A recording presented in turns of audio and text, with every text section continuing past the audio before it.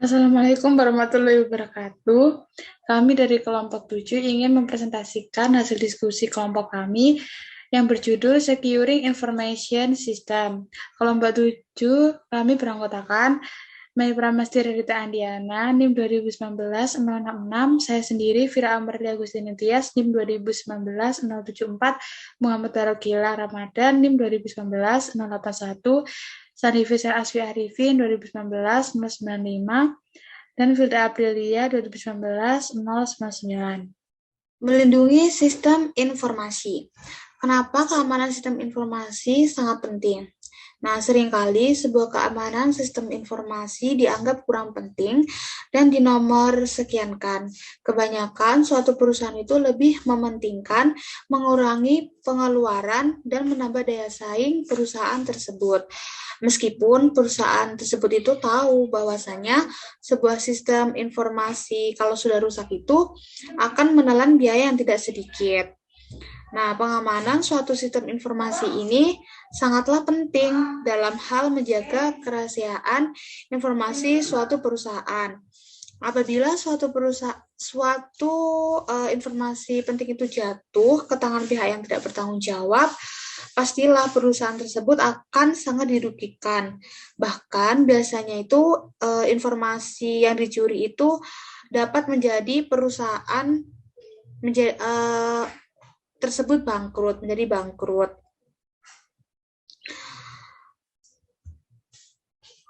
Kerentanan dan penyalahgunaan sistem dalam menjalankan bisnis saat ini perlu untuk menjadikan keamanan dan pengendalian sebagai sebuah prioritas utama. Nah, di dalam kerentanan dan penyalahgunaan sistem tersebut terdapat 2 poin penting.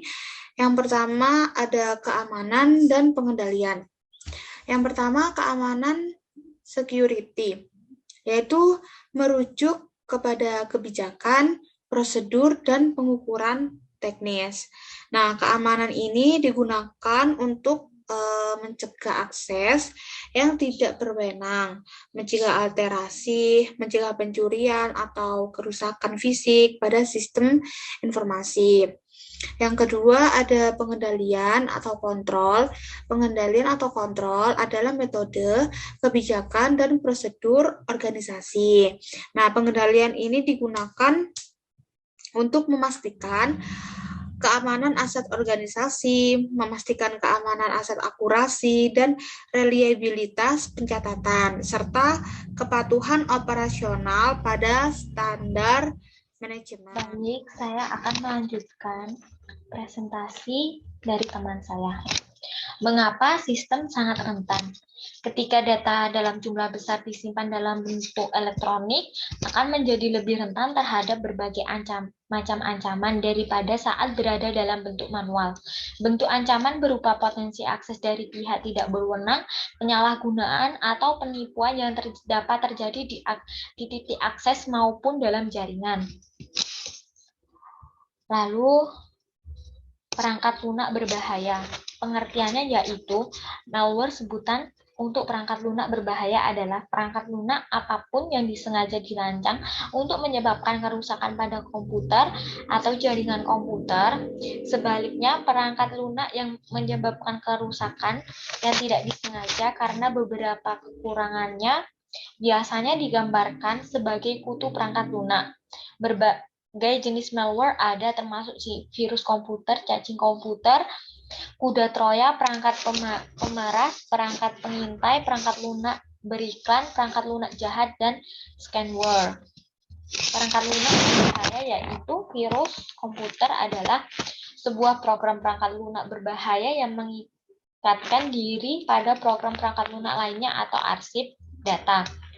Yang kedua, worm, yaitu program perangkat lunak independen yang mengandalkan dirinya sendiri dari suatu komputer ke komputer lainnya melalui sebuah jaringan. Yang ketiga yaitu Trojan horse, yaitu program perangkat lunak yang awal kemunculannya begitu jinak, kemudian berubah menjadi suatu yang tidak diharapkan. Yang terakhir yaitu spyware, yaitu program yang menginstal diri mereka sendiri dengan sembunyi-sembunyi pada komputer untuk memantau kegiatan penggunaannya. Contoh tindakan kejahatan komputer ada beberapa macam, antara lain melanggar kerahasiaan data terkomputerisasi dilindungi, mengakses sistem komputer tanpa otoritas, disadari mengakses komputer yang dilindungi untuk melakukan penipuan, mengancam untuk menyebabkan kerusakan pada komputer yang dilindungi komputer sebagai instrumen kejahatan, pencurian rahasia dagang, dan yang terakhir yaitu penyalinan yang tidak sah dari perangkat lunak atau kekayaan intelektual yang dilindungi hak cipta seperti artikel, buku, musik, dan video. Ancaman internal pada karyawan, pengertiannya yaitu ancaman internal adalah ancaman yang datang dari dalam negara, contohnya perang saudara. Sedangkan ancaman eksternal yaitu ancaman yang berasal dari luar negeri, contohnya agresi, spionis, sabotase, pelanggaran wilayah oleh negara lain, aksi teror melalui jaringan internasional. Ancaman internal karyawan yaitu kita cenderung berpikir ancaman keamanan untuk bisnis berasal dari luar organisasi. Bahkan orang dalam perusahaan menimbulkan masalah keamanan serius.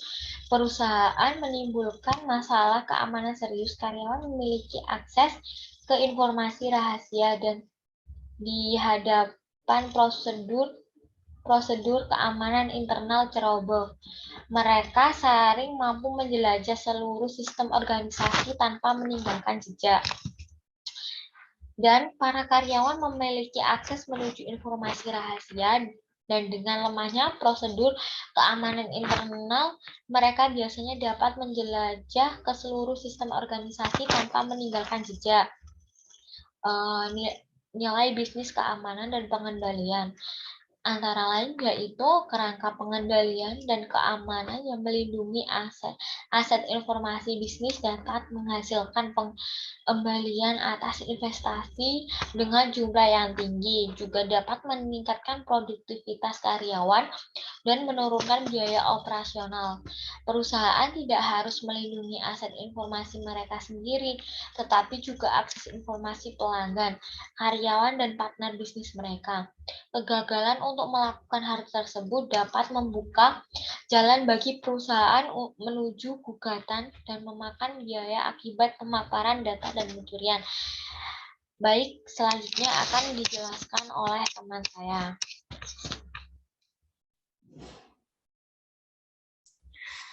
Membangun kerangka keamanan dan pengendalian. Di dalam membangun kerangka keamanan dan pengendalian, terdapat 3 yang harus dilakukan. Yang pertama yaitu pengendalian sistem informasi. Nah, di dalam pengendalian sistem informasi ini terdapat 2 kendali, yaitu yang pertama kendali umum. Nah, kendali umum ini berpengaruh atas desain, keamanan, dan penggunaan program komputer dan keamanan arsip data secara umum dari semua infrastruktur teknologi informasi perusahaan. Terus yang kedua ada kendali aplikasi. Kendali aplikasi yaitu pengendalian khusus dan spesifik pada setiap aplikasi yang terkomputerisasi seperti proses pembayaran dan proses pemesanan. Kendali aplikasi ini dapat dikelompokkan lagi menjadi 3 kendali. Yang pertama, kendali input. Nah, di dalam kendali input ini yaitu memeriksa keakuratan dan kelengkapan data yang akan dimasukkan ke dalam sistem. Yang kedua yaitu ada kendali pemrosesan. Nah, di dalam kendali pemrosesan ini meliputi penetapan data yang utuh dan akurat selama pemutakhiran dilakukan. Yang terakhir ada kendali output. Nah, dalam kendali output ini hal yang dilakukan yaitu memastikan bahwa hasil dari pemrosesan komputer itu apakah sudah akurat, apakah sudah utuh, dan dapat didistribusikan dengan benar. Dan yang kedua yang harus dilakukan untuk membangun kerangka keamanan dan pengendalian yaitu penilaian risiko. Nah, di dalam penilaian risiko ini terdapat beberapa tujuan, yaitu menentukan keadaan tingkatan risiko perusahaan jika tindakan yang spesifik itu tidak dapat dikendalikan. Jadi di dalam penilaian risiko ini, perusahaan itu membuat sistem yang berkonsentrasi pada pengendalian titik-titik yang memiliki kerentanan dan potensi kerugian terbesar di dalam penilaian risiko ini. Jadi perusahaan itu mengolah atau melakukan seperti mencari resiko-resiko yang terbesar untuk diatasi begitu. Terus yang ketiga yang harus dilakukan untuk membangun kerangka keamanan dan pengendalian yaitu kebijakan keamanan. Nah, kebijakan keamanan ini ada 3 yang harus dilakukan. Yang pertama, peringkat resiko dan informasi. Yang kedua, mengidentifikasi tujuan keamanan. Dan yang ketiga, mengidentifikasi mekanisme. Nah, kebijakan keamanan ini juga mencakup penetapan manajemen identitas yang terdiri atas proses bisnis dan peralatan perangkat lunak untuk mengidentifikasi pengguna yang sah pada sistem dan mengendalikan akses mereka terhadap sumber daya sistem. Selanjutnya akan dijelaskan oleh teman saya. Selanjutnya, saya akan menjelaskan perencanaan pemulihan bencana dan perencanaan kesinambungan bisnis. Perencanaan pemulihan bencana merupakan sebuah alat merancang bencana untuk merestorasi komputasi dan layanan komunikasi saat perusahaan mengalami gangguan. Perencanaan ini memiliki fokus pada masalah teknis dalam menjaga dan membuat sistem tetap terjaga. Contohnya adalah Mastercard yang mempunyai sebuah pusat komputer duplikasi di kota Kansas, Missouri. Dan mereka juga memiliki cadangan darurat lagi di pusat komputer utama di St. Louis. Dibandingkan dengan membangun fasilitas pencadangan tersendiri, banyak perusahaan menyewa perusahaan pemulihan bencana, seperti Comdisco Disaster Service West di Rosemont, Illinois, dan Sungate Availability Service yang berpusat di Wayne, Pennsylvania. Perencanaan kesinambungan bisnis, yakni memiliki fokus pada usaha perusahaan mengembalikan operasional bisnis setelah terjadinya bencana. Perencanaan ini mengidentifikasi proses bisnis yang utama dan menetapkan rencana tindakan dengan mempedulikan fungsi-fungsi penting pada saat sistem tidak bekerja. Sebagai contoh, Deutsche Bank yang menyediakan layanan investasi perbankan dan manajemen aset di 74 negara yang berbeda. Mereka memiliki perencanaan kesinambungan bisnis yang dibangun dengan baik dan terus-menerus diperbarui dan diperhalus. Kedua jenis perencanaan ini diperlukan untuk mengidentifikasi sistem yang paling kritis di perusahaan. Perlunya analisis dampak bisnis untuk menentukan dampak pemadaman. Sebagai manajer, harus menentukan sistem mana yang dipulihkan terlebih dahulu. Selanjutnya adalah peran audit. Audit sistem informasi manajemen memeriksa lingkungan keseluruhan perusahaan sebagaimana mengendalikan pengaturan sistem informasi. Audit menelusuri beberapa transaksi pada sistem dan melakukan sebuah pengujian. Audit sistem informasi manajemen juga memeriksa kualitas data. Tujuan utama dilakukan auditing ialah untuk membantu bisnis atau perusahaan dapat berkembang ke arah yang lebih baik di masa yang akan datang. Dapat digarisbawahi bahwa peran audit yang pertama yakni memeriksa keseluruhan lingkungan keamanan perusahaan serta mengontrol sistem informasi individu. Yang kedua, meninjau teknologi, prosedur, dokumentasi, pelatihan, dan personel. Yang ketiga, melakukan simulasi bencana untuk menguji respon teknologi, staf sistem informasi, dan karyawan lainnya. Yang keempat, mendaftar dan meranking semua kelemahan kontrol dan perkiraan probabilitas terjadinya.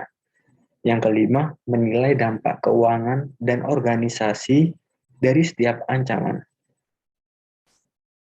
Ada teknologi dan sarana untuk melindungi sumber-sumber informasi. Yang pertama adalah manajemen identitas dan autentisitas. Perusahaan besar dan menengah memiliki infrastruktur TI yang kompleks dan banyak sistem yang berbeda, masing-masing dengan mengatur sendiri pengguna. Perangkat lunak manajemen identitas mengotomatiskan proses melacak semua pengguna ini, dan sistem mereka menetapkan setiap pengguna identitas digital yang unik untuk mengakses setiap sistem. Hal ini juga mencakup perangkat untuk autentisitas pengguna, yakni melindungi identitas pengguna dan mengendalikan akses ke sumber daya sistem. Autentisitas mengacu pada kemampuan untuk mengetahui apakah seseorang pengguna persis seperti apa yang telah disampaikan.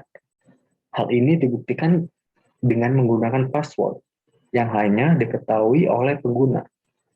Teknologi autentisitas lainnya adalah token, kartu pintar, dan autentisitas biometrik.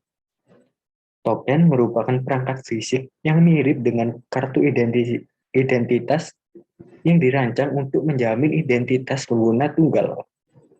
Sedangkan kartu pintar merupakan sebuah perangkat yang membuat sebuah chip yang telah diformat dengan informasi izin akses dan data lainnya.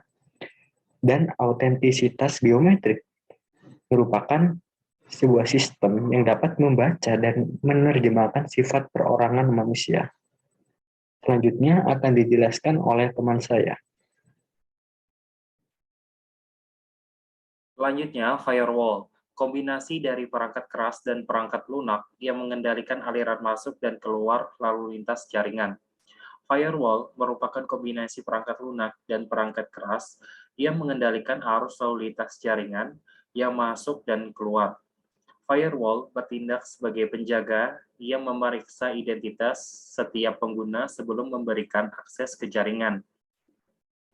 Firewall diletakkan di antara jaringan perusahaan dan internet atau jaringan yang tidak dipercaya lainnya untuk melindungi jaringan perusahaan dari lalu lintas data yang tidak terotorisasi. Teknologi pemeriksa firewall ada 3. Yang pertama, static packet filtering. Yang kedua, network address translation. Dan yang ketiga, penyaringan proxy aplikasi. Sistem deteksi gangguan, memantau hotspot di jaringan perusahaan untuk mendeteksi dan mencegah penyusup. Mencari pola yang mengindikasikan metode yang telah diketahui untuk menyerang komputer.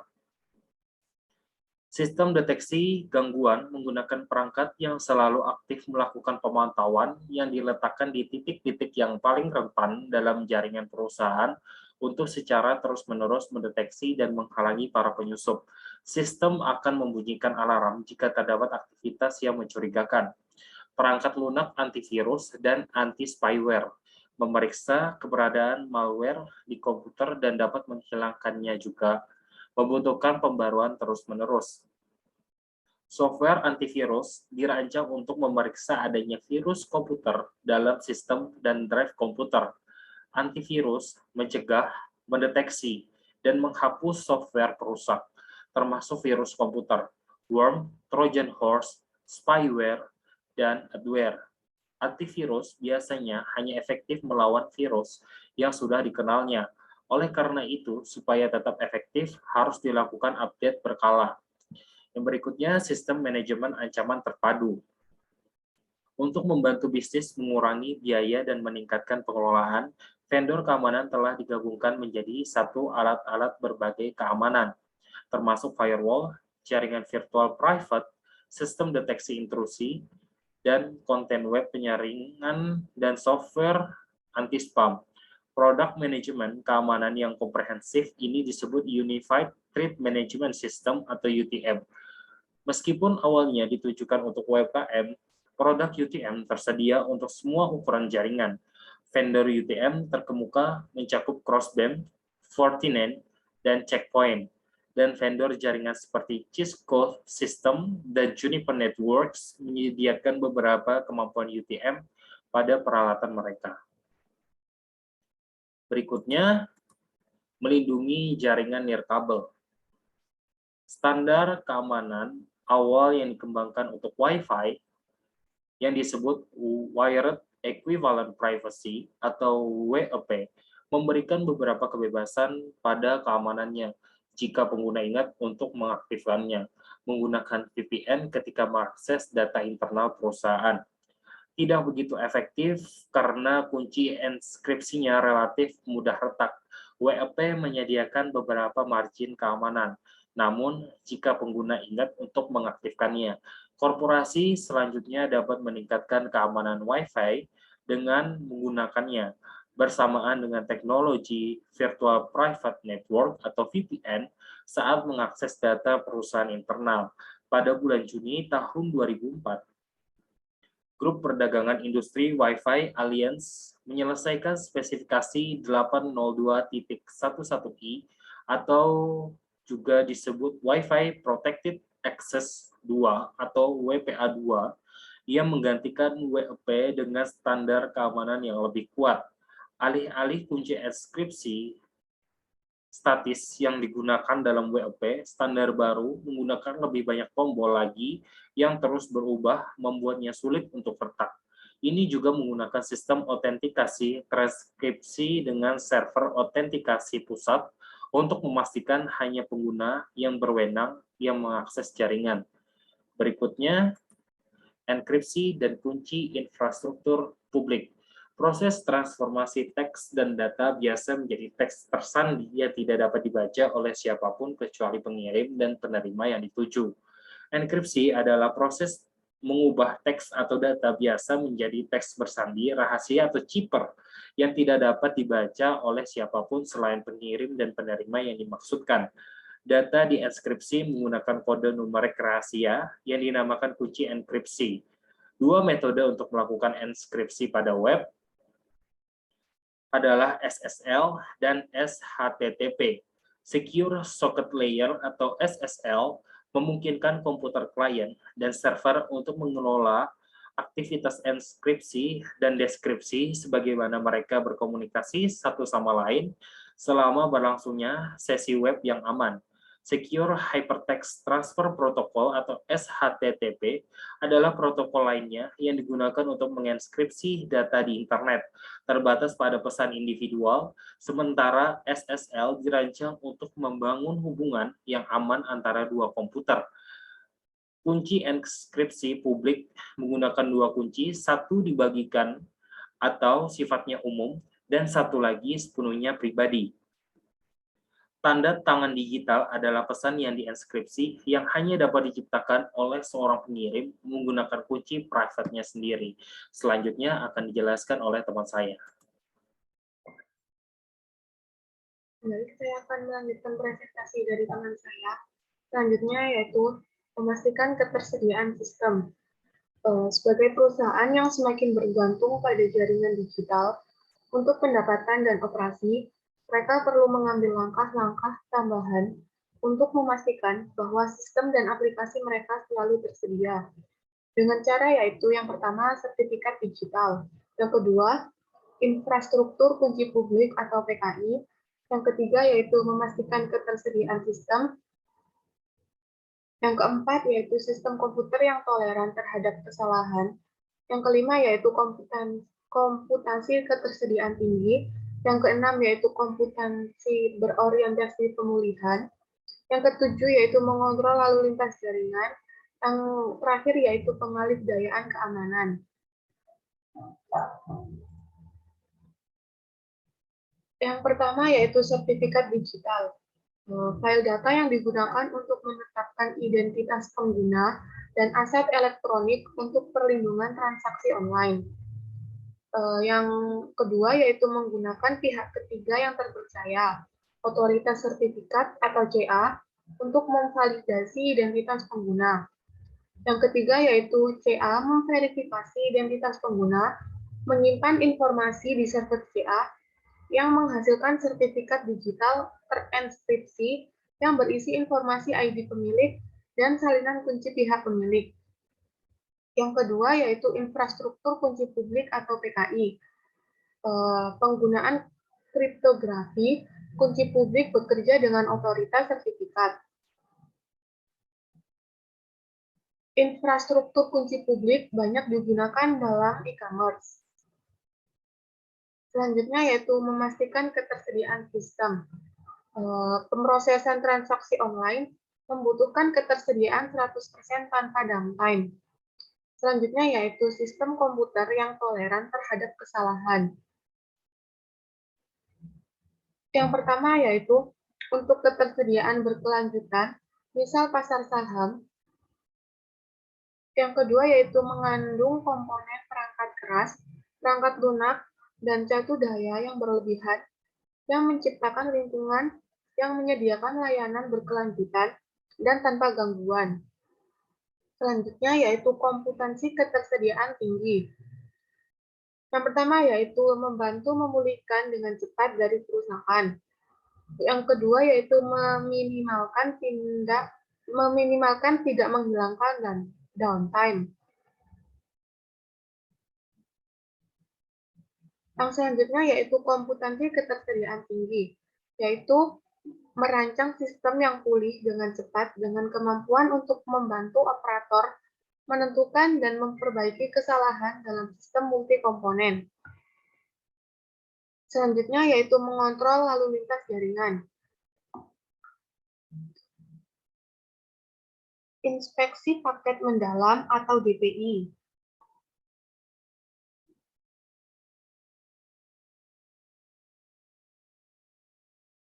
Yang selanjutnya yaitu pemblokiran video dan musik.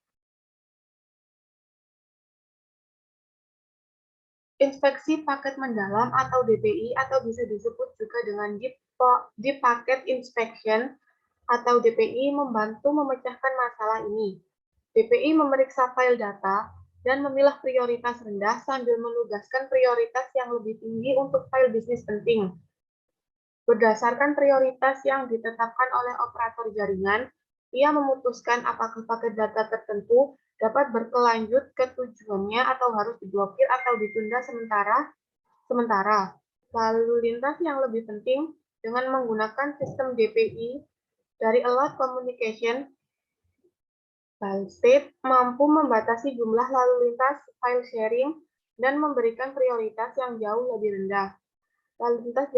Lalu lintas jaringan yang disukai Ballstate dipercepat. Yang terakhir yaitu pengalihdayan keamanan. Penyediaan layanan keamanan terkelola atau MSSP. Banyak perusahaan, terutama usaha kecil, kekurangan sumber daya atau keahlian untuk menyediakan lingkungan komputansi dengan ketersediaan tinggi yang terjamin dengan sendirinya.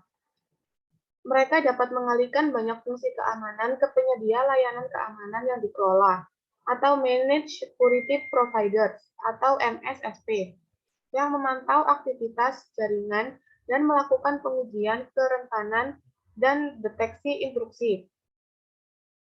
SecureWorks, DT Managed Security Solution Group, dan Symantec adalah penyedia layanan MSSP terkemuka. Sekian presentasi dari kelompok saya. Apabila ada kurang lebihnya, saya mohon maaf. Terima kasih.